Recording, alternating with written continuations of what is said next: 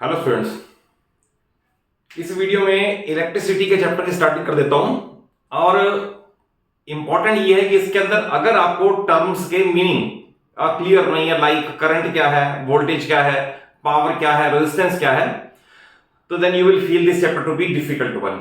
तो to make it easy one, मैं बिल्कुल स्टार्टिंग से स्टार्ट कर रहा हूं इसको, बिल्कुल चैप्टर की जस्ट जहां बिगिनिंग होती है। And remain connected with me.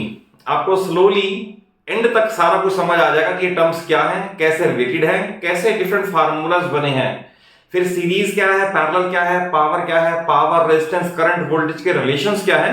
They all things will be clear to you, that's my guarantee. But starting करते हैं बिल्कुल इस चैप्टर के, आपको ये टॉपिक मैं इस वीडियो में कवर कर देता हूं थॉरोली। आप इन्हें सुने, नोट करें, एक रजिस्टर पे नोट्स बना लें और उसको लैंग्वेज में वैसे प्रोनाउंस कर दें तो you will get full marks. तो देखिए, सबसे पहले टर्म आती है स्टैटिक इलेक्ट्रिसिटी, जो हम ये यूज करते हैं। ये करंट इलेक्ट्रिसिटी है, ये स्टैटिक इलेक्ट्रिसिटी नहीं है। First of all be clear about it. अब what is the meaning of static? Static means रुका हुआ, जिसे बोलते हैं चार्जेस एट रेस्ट, तो दैट इज स्टैटिक इलेक्ट्रिसिटी। अब उसका क्या मीनिंग है? देखिए, आप अगर सपोज एक ड्राई कॉम्ब को अपने ड्राई हेयर से रब कर लें और bits of paper, small papers के छोटे छोटे पीसेस आप ग्राउंड पे रख दें और उस कॉम्ब को उनके पास लाएं, तो what we will observe? We will observe कि these bits of papers get lifted up against gravity, that is gravity से अगेंस्ट ये उससे चिपक जाएंगे। It means that comb is charged और दैट कॉम्ब इज इलेक्ट्रीफाइड। तो ये है जो उसने चार्ज एक्वायर कर लिया, तो ये चार्ज एट रेस्ट है। अब याद रखना, यही चार्ज जब इन मोशन हो जाएगा, यही चार्ज जब चलेगा, तो then it will constitute current. तो स्टैटिक इलेक्ट्रिसिटी क्या है? Charges at rest. एग्जांपल आपको दिया कि आप कॉम्ब वाला एग्जांपल खुद घर पे एक्सपेरिमेंट कर सकते हो, बट लैब में करने के लिए आपको जो दो इक्विपमेंट्स चाहिए वो ये है ग्लास रॉड और एबोनाइट रॉड। अब ये क्यों लिए? क्या आप आयरन रॉड ले सकते थे? क्वेश्चन ये है कि क्या कॉपर रॉड ले सकते थे या एल्यूमिनियम रॉड ले सकते थे? तो first of all, because we are studying charges at rest, तो हमें कोई ना कोई इंसुलेटर लेना है। वो मैं बता रहा हूं क्या होता है इंसुलेटर। अगर आप सपोज कंडक्टर लेंगे ना, तो कंडक्टर से चार्ज ट्रांसफर हो जाएगा, चल पड़ेगा वहां से। हमें चाहिए इंसुलेटर जो चार्ज को होल्ड कर सके, रख सके, इसलिए ग्लास रॉड और एबोनाइट रॉड को लैब में दिया हुआ है। अब इसमें जो टाइप ऑफ चार्ज है दोनों का वो अलग अलग है, फिर मैं आपको बताऊंगा what is a reason for acquiring charge. तो दो टाइप ऑफ चार्ज है। अगर ग्लास रॉड को सिल्क से रिपीटेडली रब करें, तो then that glass rod get electrified या charged. The type of charge acquired by it is called positive charge. तो ये ध्यान रखना, चार्ज कभी अकेला एग्जिस्ट नहीं करता, बिकॉज सिस्टम का चार्ज रिमेन्स कंजर्व्ड। तो जितना ग्लास रॉड ने पॉजिटिव चार्ज एक्वायर कर लिया है, उतना ही नेगेटिव चार्ज सिल्क ने भी अटेन कर लिया होगा। Be clear about it. That is charges जितना इधर पॉजिटिव आएगा उतना उधर नेगेटिव भी रहेगा, because charges remain conserved. Second है एबोनाइट रॉड। ये भी लैब में ब्लैक कलर की हार्डन्ड रबर टाइप होती है ये। अगर आपको एबोनाइट रॉड अगर आप वूल से रब कर दें like this, it also get electrified और charged. The type of charge acquired by it is called negative charge. तो ये दो चीजें याद रखना, 1 मार्क्स में पूछ सकते हैं कि ग्लास रॉड और एबोनाइट रॉड पे किस टाइप का चार्ज एक्वायर होता है और किस से रब करने पे। करेक्ट। और इसमें भी यही है कि अगर एबोनाइट रॉड जितनी नेगेटिवली चार्ज है, उतना ही पॉजिटिव चार्ज वूल पे भी जरूर एक्वायर हो जाएगा। तो यह है अबाउट स्टैटिक चार्ज, यानी चार्जेस एट रेस्ट का। देन कोई भी फिजिकल क्वांटिटी हो ना, तो याद रखना हर फिजिकल क्वांटिटी का कोई ना कोई यूनिट होता है। पूरे फिजिक्स में 9th और 10th या ऑनवर्ड जहां भी पढ़ोगे, हर फिजिकल क्वांटिटी का एक यूनिट है। आपको एग्जांपल देता हूं। If you go to a shopkeeper, तो हम ये बोलते हैं कि 1 लीटर मिल्क देना, 1 लीटर मिल्क देना। हम कभी ये नहीं बोलते 1 मीटर मिल्क दे देना। तो मीटर इसका यूनिट नहीं है, तो वॉल्यूम का लीटर है या मीटर क्यूब है। लाइकवाइज फोर्स है, फोर्स का यूनिट न्यूटन है। मोमेंटम है, मोमेंटम का केजी मीटर पर सेकंड है। तो इस तरह से ऑब्वियस है, मैं कह रहा हूं चार्ज, तो चार्ज का भी कोई ना कोई यूनिट होगा। तो चार्ज का यूनिट है कूलम, COULOMB, जिसे C से डिनोट करेंगे। और इसका बिगर यूनिट फैराडे भी है, बट कूलम और फैराडे की डेफिनेशन आपके सिलेबस में नहीं है। बट आपको ये बता दूं, एक हालांकि डिलीटेड है अभी, बट पता होना चाहिए। एक है Coulomb's law of electrostatic attraction और रिपल्शन। मैं आपको बता रहा हूं आउट ऑफ सिलेबस है, बट आपको विद इन 1 मिनट में क्लियर कर देता हूं। उसमें एक है फोर्स ऑफ अट्रैक्शन और repulsion between two charges is directly proportional to product of charges, that is Q1 Q2 अगर चार्जेस है तो directly proportional to product of charges. Also force is inversely proportional to square of distance between the charges. और combine करके constant लगा के तो formula बनता है F is equal to K Q1 Q2 upon R square. तो ये है Coulomb's law of electrostatic attraction और रिपल्शन। तो यहां से 1 कूलम की डेफिनेशन भी निकलती है। But for the time being याद रखना, चार्ज हमेशा कूलम्स में मेजर किया जाएगा, ऐसा यूनिट। देन उसके बाद आता है कंडक्टर, इंसुलेटर और रेजिस्टर। ये बड़ी सिंपल डेफिनेशन है, प्रीवियस क्लासेस में पढ़ चुके हो, ज्यादा टाइम इस पे नहीं लगाऊंगा। देखिए थोड़ा सा आपको इसको बैकग्राउंड में समझाऊं। बैकग्राउंड में इससे पहले रादर आपको ये बता दूं, रीजन फॉर चार्ज वाला ये ज्यादा जरूरी है। रीजन फॉर चार्ज समझने के लिए आप ये मान ले, every substance is made up of atoms. Atoms are made up of proton, electron and neutron. तो जो इलेक्ट्रॉन न्यूक्लियस के पास होते हैं they are called bound electrons. Bound electrons that is वो मूव नहीं कर सकते, बट जितने इलेक्ट्रॉन्स न्यूक्लियस से फार्दर अवे जाते जाएंगे, लेट अस से वैलेंस इलेक्ट्रॉन्स जो सबसे बाहर के हैं, तो they are free to move within the conductor. तो ऑब्वियस है जब हम रबिंग करते हैं ना, रबिंग करने पे एक सब्सटेंस के कुछ इलेक्ट्रॉन दूसरे पे ट्रांसफर हो जाते हैं, और जिस पे इलेक्ट्रॉन्स एक्सेस हो गए दैट गेट नेगेटिवली चार्ज्ड। और जो बॉडी डेफिसिट ऑफ इलेक्ट्रॉन है, यानी जहां से लेटर से 1 लाख इलेक्ट्रॉन यहां से इस पे आ गए, अब इस पे ध्यान रखना प्रोटॉन इंक्रीज नहीं हुए। Reason for positive charge is not the increase in proton, reason for positive charge is decrease in electron, क्योंकि इसके इलेक्ट्रॉन कम हो गए, प्रोटॉन तो इंटैक्ट है, तो ये पॉजिटिवली चार्ज हो जाएगी। और लेटर से दूसरी बॉडी पे 1 लाख एक्सेस इलेक्ट्रॉन्स हैं, तो वो बॉडी नेगेटिवली चार्ज हो जाएगी। तो ये कॉन्सेप्ट आपको यहां क्लियर हो गया। अभी आपको इसको इससे लिंक करना है कि कंडक्टर क्या है, इंसुलेटर क्या है और रेजिस्टर्स क्या है।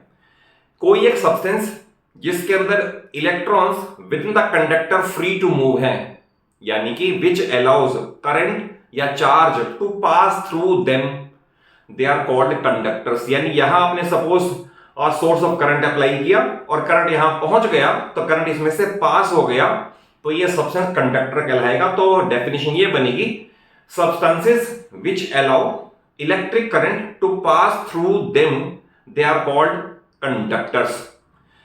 एग्जांपल में कॉपर वायर, सिल्वर वायर और लेटर से एल्यूमिनियम वायर, ये सारे कॉपर, ये मेटल्स कंडक्टर्स हैं बिकॉज करंट इनमें से पास हो जाता है। इंसुलेटर है which do not allow current to pass through them, लेटर से वुड है, या लेटर से एबोनाइट है, लेटर से ग्लास रॉड है, रबर है, प्लास्टिक है, ये करंट को अपने अंदर से पास नहीं होने देंगे, दे आर कॉल्ड इंसुलेटर्स। और थर्ड है रेजिस्टर्स, जिसकी स्टडी पूरी इस चैप्टर में हमने करनी है। दैट इज जो करंट के पास को अपोज करेंगे, तो अपोज करेंगे उसका कुछ ना कुछ रिजल्ट भी आएगा, तो वो हम लेटर ऑन सारा इस पे ही डिस्कस करते रहेंगे। तो that is which oppose the flow of current to pass through them, they are called resistors. जैसे टंगस्टन है, मैंगानीन है, कॉन्स्टेंटेन है, कॉन्स्टेंटेन और मैंगानीन एलॉयज हैं, तो ये रेजिस्टर्स हैं, ये करंट के पास होने को अपोज करेंगे। और इसको फर्दर आगे मैं बहुत डिटेल में डिस्कस करूंगा। अभी for the timing conductor, insulator, resistors, इनकी डेफिनेशन और इनके एग्जांपल्स हो गए। अब स्टार्ट होता है पोटेंशियल क्या है और पोटेंशियल डिफरेंस क्या है। तो पहले तो आप नेचर ऑफ चार्ज समझ लो। तो नेचर ऑफ चार्ज वैसा ही है, it is analogous to flow of water. जैसे वाटर अपने आप हायर लेवल से लोअर लेवल की तरफ आएगा तब तक जब तक दोनों का लेवल बराबर नहीं हो जाता, तो इसलिए आपको मैंने कहा है flow of charge is analogous to flow of water. That is एक बॉडी आपने कनेक्ट की, वाटर ने इधर से ऐड किया, सेकंड लेवल अपने आप उधर भी राइज हो जाएगा, तो दैट इज तब तक वो फ्लो करता रहेगा जब तक दोनों का लेवल इक्वेट नहीं हो जाता। तो लाइकवाइज सपोज आप एक चार्ज बॉडी, लेट अस से एक चार्ज बॉडी एक अनचार्ज या लो चार्ज बॉडी से मेटल वायर से कनेक्ट कर दें, तो नेचर ऑफ चार्ज ये है कि चार्ज इसमें से फ्लो करता रहेगा तब तक जब तक दोनों सेम पोटेंशियल पे नहीं आ जाते, तो ये नेचर ऑफ चार्ज है। तो that is charge will flow until they acquire the same level. But definition आती है पोटेंशियल, और पोटेंशियल डिफरेंस की क्या है, तो इस डेफिनेशन को जैसे मैं प्रोनाउंस करूं वैसे याद कर लेना। सपोज आप एक चार्ज फील्ड है ए और बी, ये फील्ड है, और आपने एक चार्ज इंफिनिटी से आपने यहां पर लाना है, सपोज यहां तक लाना है, तो ऑब्वियस है अगर ये यूनिट पॉजिटिव चार्ज है और यूनिट पॉजिटिव चार्ज आप ला रहे हो तो पॉजिटिव पॉजिटिव को रिपेल करेगा। इस रिपल्शन को ओवरकम करने के लिए some work is to be done. तो डेफिनेशन इसकी वर्क से रिलेटेड है। तो डेफिनेशन ये है, potential at a point in an electric field is the amount of work done in moving unit positive charge from infinity to that point. फिर सुन लिया, potential at a point is defined as amount of work done in moving या in shifting unit positive charge from infinity to that point। तो therefore work done जब joule में count होगा, charge जो कि कूलम में काउंट होगा is equal to V। तो V इज इक्वल W/Q, पहला फार्मूला जिसपे बेस्ड एनसीईआरटी न्यूमेरिकल्स भी हैं, तो एक्स्ट्रा V है। तो ये डेफिनेशन होगी पोटेंशियल की। बट अगर सपोज एक ही फील्ड में आपने सपोज C से D तक ले जाना है, तो ऑब्वियस है इसके अंदर भी कुछ वर्क करना पड़ेगा, तो इसे बोलेंगे पोटेंशियल डिफरेंस। तो ये कहा जाएगा potential difference between any two points in an electric field is the amount of work done in shifting unit charge from one point two another. That is field में ही सी से डी में जितना आएगा work आएगा, तो उनके डिफरेंस को हम पोटेंशियल डिफरेंस बोल देंगे। अब क्योंकि पोटेंशियल का यूनिट मैंने बताया आपको वोल्ट है, और बताता हूं अभी 1 वोल्ट की डेफिनेशन क्या है। तो याद रखना, पोटेंशियल और पोटेंशियल डिफरेंस दोनों का यूनिट 1 वोल्ट है। वोल्ट बेसिकली ये भी आपको पता होना चाहिए कि वोल्ट मीटर होता है ये डिवाइस, इससे मेजर होता है। तो मैंने बता दूं 1 वोल्ट क्या है। तो potential difference between two points is 1 volt if 1 joule of work is done in moving 1 coulomb of charge from one point to another। याद करना as it is। Potential difference between two points is 1 volt if 1 joule of work, यहां से ले लिया, is done in moving 1 coulomb of charge from one point to another। तो ये definition इसकी cover हो गई। इसके बाद करंट की डेफिनेशन ऑब्वियस मैंने आपको बताया, जब ये चार्ज चलेगा तो इससे हम विद रिस्पेक्ट टू अगर हम टाइम मेजर कर लेंगे ना, चार्ज का चलना तो हो गया वो current electricity, with respect to time तो वो डिफाइन कर देगा करंट। तो what is current? Current is rate of flow of charge. Current is rate of flow of charge. अब इसका भी यूनिट आएगा, तो करंट का यूनिट है एम्पियर, और ये एक डिवाइस एमीटर आता है, एमीटर से मेजर होगा। इसको डिनोट करने का तरीका इस तरह से है, पॉजिटिव नेगेटिव से कनेक्टेड भी होता है ये। तो current is measured by device called ammeter. और अब 1 एम्पियर की डेफिनेशन क्या है? इसका यूनिट है एम्पियर। तो what is 1 ampere of current? तो ऑब्वियस है, अगर मान लो मैंने इधर एम्पियर कर दिया तो इधर मुझे कूलम करना पड़ेगा और ये 1 सेकंड करना पड़ेगा। तो डेफिनेशन ये बनेगा, current is 1 ampere if a charge of 1 coulomb is moved through the cross section of conductor in 1 second। यानी 1 कूलम का चार्ज 1 सेकंड में अगर पास हो जाए तो हम उसे कहेंगे it has constituted a current of 1 ampere. तो इसका दोनों का यूनिट हो गया। अब आता है रेजिस्टेंस क्या है और कंपोनेंट्स इन सर्किट क्या है। तो रेजिस्टेंस एक कंडक्टर की वो प्रॉपर्टी है जिससे वो करंट के फ्लो को अपोज करेगा। डेफिनेशन इसकी फिर एग्जैक्ट वहां आएगी जहां हम नेक्स्ट वीडियो में पढ़ेंगे ओम्स लॉ क्या है, V upon I is equal to R, तो वहां बताऊंगा इसका यूनिट क्या है और इसको न्यूमेरिकली कैसे यूज करते हैं, ओम्स लॉ का वेरिफिकेशन कैसे कर सकते हैं। बट रेजिस्टेंस आपको बता दिया वो प्रॉपर्टी जिससे वो अपने थ्रू करंट के फ्लो को अपोज करे, वो उसका रेजिस्टेंस है। अब कंपोनेंट्स इन इलेक्ट्रिक सर्किट्स, जितने हम सर्किट्स बनाएंगे, पहली बात तो सर्किट क्या है, सर्किट क्या है, कोई सा भी closed path consisting of conducting wires, कोई एक रेजिस्टेंस, कोई एक सोर्स ऑफ करंट की और इस तरह से कनेक्ट कर दें, दैट इज एक रेजिस्टेंस होना जरूरी है, डायरेक्ट हम पॉजिटिव नेगेटिव को कनेक्ट नहीं करते, और एक सोर्स ऑफ करंट होना जरूरी है, बाकी की एमीटर वोल्ट मीटर इनको सारा अगर थ्रू प्रॉपर वे कनेक्ट कर दें तो उस पूरे को बोलता है इलेक्ट्रिक सर्किट। अब कंपोनेंट्स क्या है, कंपोनेंट्स ये किसी भी इलेक्ट्रिक सर्किट में अगर ऐसा लगा होगा तो इसे बोला जाएगा cell, it is called cell, because combination of cells is called battery.